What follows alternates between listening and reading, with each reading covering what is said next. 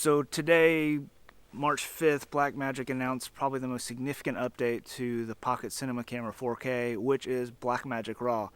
In fact, right now I'm recording in DCI 4K RAW at 12:1 compression, and I'm recording just to an SD card, a SanDisk Extreme Pro, 128GB card, super cheap, and I'm recording DCI 4K RAW. Although it's in 12:1 compression, I'm curious to see how this is going to turn out. So Alto, sorry for the focus because I don't have a monitor with me. So yeah, just came out here to get a few shots kind of out in the wilderness, in the national park near me, and yeah, just getting a few shots, see if I can, if and how much 60p I can get out of just the SD card and kind of when frames will drop. So let's get a few shots and then we'll kind of go back to the studio and talk a little bit more about the Blackmagic RAW update, so stay tuned.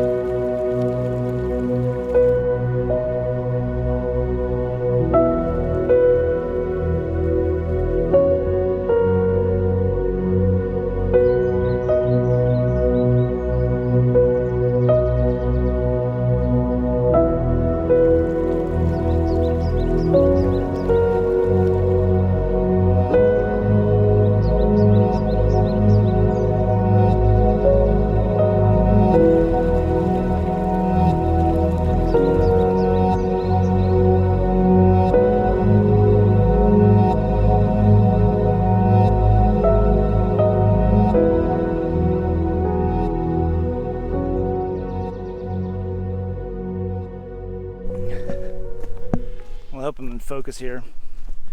So it's kind of interesting. It started to rain again a little bit and off and on, so I'm going to get out of here. But I think I've got enough shots to kind of analyze back at the studio.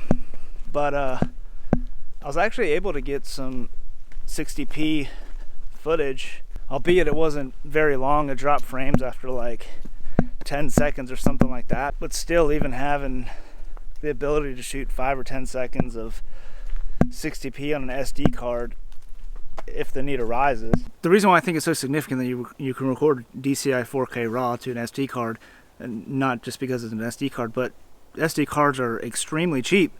And if you want to record continuous 60p in 4K RAW, at least in 12:1, I haven't done any of the other compressions yet. I was just interested in 12:1 compression. You can get like a 64 or 128GB CFast card, and you'll have plenty of record time, especially if you're just using that for 60p RAW. And what you can do is kind of use different presets, and although it'll be an extra step, you can just use a preset to set up to 60p RAW and have it set up to record straight to the CFast card, and do it that way. You can get short clips, short segments on the SD card from what I found, but you can't get continuous recording in 60p RAW, which I wasn't expecting. The Blackmagic website says up to 30p recording for the SD card, so I wasn't expecting that. But yeah, if you just need to get short clips, I don't see why you couldn't just use the SD card. But if you wanted to have a smaller setup, you can just run the CFast card and an SD card. So yeah, I can't wait to get back to the computer and check it out, because the only time I'll pretty much use ProRes, assuming all this looks good, would be long interviews or speeches and stuff like that, where I'm probably just going to shoot in HD anyways. But other than that, if I can just use 12:1 compression or 12:1 RAW, I'd be a happy camper. I mean, no brainer. Okay, I'm back on the highway now, so I'm gonna put the camera away, try to be safe. But yeah, we're gonna go back to the studio, take a look at the footage and see how it looks. Hey, Cinder.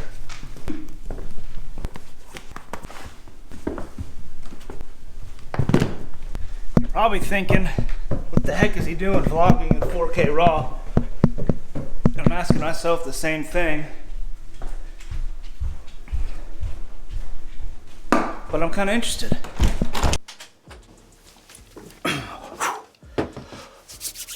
It's like 48 degrees outside right now, and for Charlestonians, that's very cold. We don't do cold very well, especially it's March 5th. It's unbelievable. It's supposed to be like 70 degrees by now, 75, or, you know, like 150 like we get in Charleston.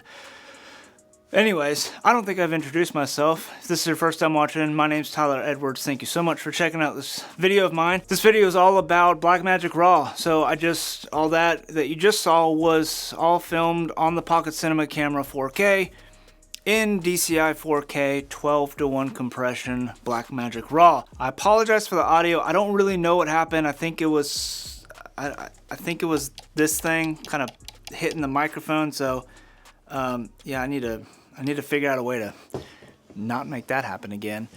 Probably should just get the actual, like, not the cell phone version and have like not this like jankety situation going on, but it was given to me, so I'm kind of cheap. But anyways, if you're not familiar with Blackmagic RAW, it is Blackmagic's own implementation of their RAW format. If you are familiar with Blackmagic cameras, you're probably familiar with the Cinema DNG RAW format, which is not actually Blackmagic's own RAW format. It is kind of an open source format, but they actually had to remove it from their cameras going forward with the update on this one, 6.2.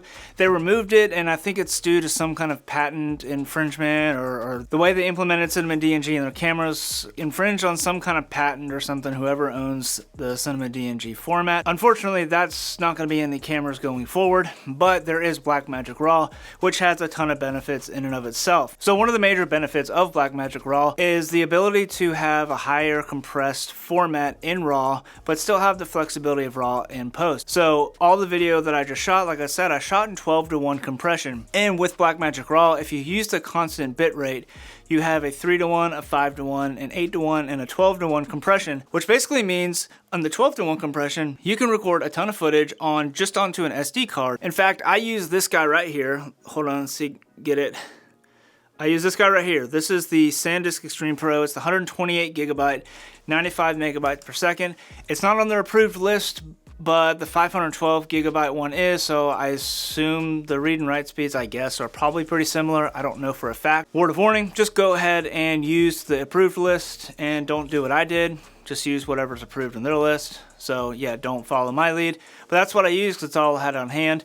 And I was able to record in 24p continuously. And if you look at the approved list, it says 4K DCI 12:1 up to 30p.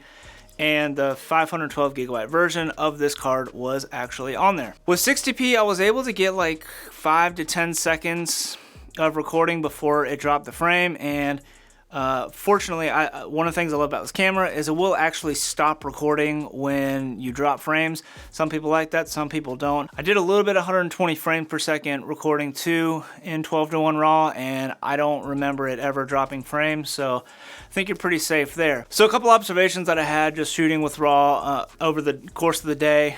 It didn't seem any different shooting, and it actually transferred the files over a lot quicker than it did with RAW, and I think that's because it's not transferring over a single file for every frame like you did with Cinema DNG. It's wrapped in its own file format, which is awesome because it saves time, and time is money. And if you're actually doing this professionally, any time you can have to save on any part of the workflow is definitely a bonus. When I brought it into DaVinci Resolve, one thing I did notice is you don't have the highlight slider and the shadow slider like you did with Cinema DNG. And it's a little bit more difficult to kind of recover your highlights if you wanted to, but you still do have that highlight recovery little checkbox right there. So that is super helpful. I also did notice that the footage from Blackmagic RAW isn't as noisy as it is with Cinema DNG. And as far as I know, I believe that Blackmagic Design, what they do is they do a little bit of noise reduction in the background, whatever Blackmagic they use, no pun intended, but I think there is a little bit of noise reduction applied when it's being recorded, similar to how they encode the ProRes files on the camera. So with Blackmagic RAW, you have kind of two ways of capturing Blackmagic RAW, if it makes sense.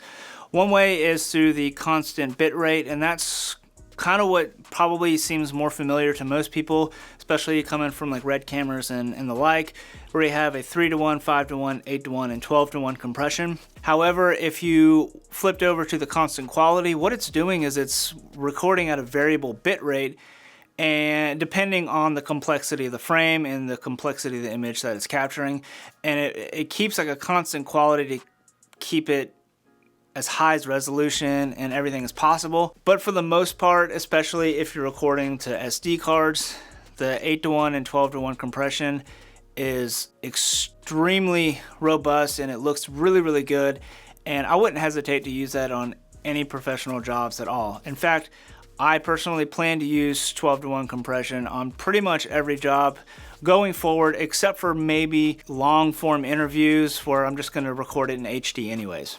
Well guys, if you found that helpful, useful, or anything, you know, positive, definitely give it a thumbs up. And if you haven't done so, consider hitting that subscribe button down below and that notification bell next to it. Anyways guys, thank you so much for watching, and I will see you next time. Peace.